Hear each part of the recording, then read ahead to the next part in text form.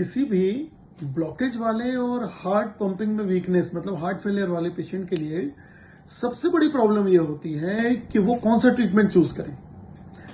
अगर उसे इलाज कराना है तो बाईपास सर्जरी, एंजियोप्लास्टी और ईसीपी जो नया लेटेस्ट नॉन सर्जिकल ट्रीटमेंट आया बिना ऑपरेशन का, तो इसके लिए मैं कुछ उनको गाइडलाइन दे देता हूं। अगर आप इमरजेंसी में हैं, अगर आपको हार्ट अटैक हुआ है या आपको तेज दर्द हो रहा है और तकलीफ ज्यादा है, तो आप सीधे जाकर हॉस्पिटल में जो भी कैथ लैब में कहा जा रहा है इंटरवेंशनल कार्डियोलॉजिस्ट के द्वारा एंजियोप्लास्टी या बाईपास सर्जरी या जो भी ट्रीटमेंट वो तुरंत करा लें। ये आपके लिए लाइफ सेविंग होगा। दूसरा, अगर आप इमरजेंसी में नहीं है, रूटीन केस में दर्द ब्लॉकेज वाले पेशेंट डायग्नोज हुए हैं या दर्द हो रहा है कभी कभी, इसको कहते हैं क्लास 1, क्लास 2, क्लास 3।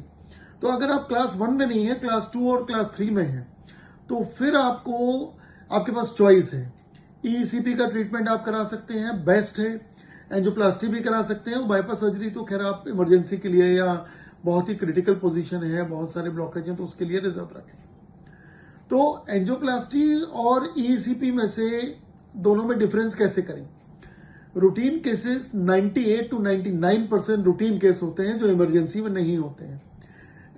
ईसीपी एक ऐसा ट्रीटमेंट है जो कि बिना किसी तकलीफ, बिना किसी रिस्क, बिना किसी खतरे के और बिना कोई कॉम्प्लिकेशन या बिना साइड इफेक्ट के आपको लाभ पहुंचा देता है। आपके हार्ट में blood supply short myocardial perfusion बढ़ा देता है। साथ ही साथ ये हार्ट की पंपिंग भी वीक होती है उसको इंप्रूव कर देता है।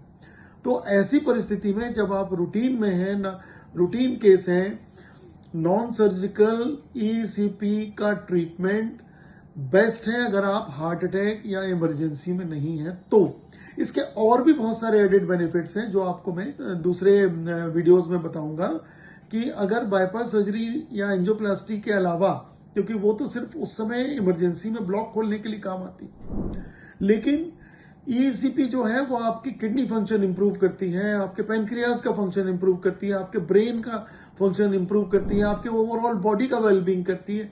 बहुत सारे इसके बेनिफिट्स हैं जो कि मोर देन हार्ट बेनिफिट्स हैं। तो आप हमेशा ये ध्यान रखें कि इमरजेंसी में नहीं होने पर ईसीपी का ट्रीटमेंट बेस्ट ट्रीटमेंट है आपके लिए।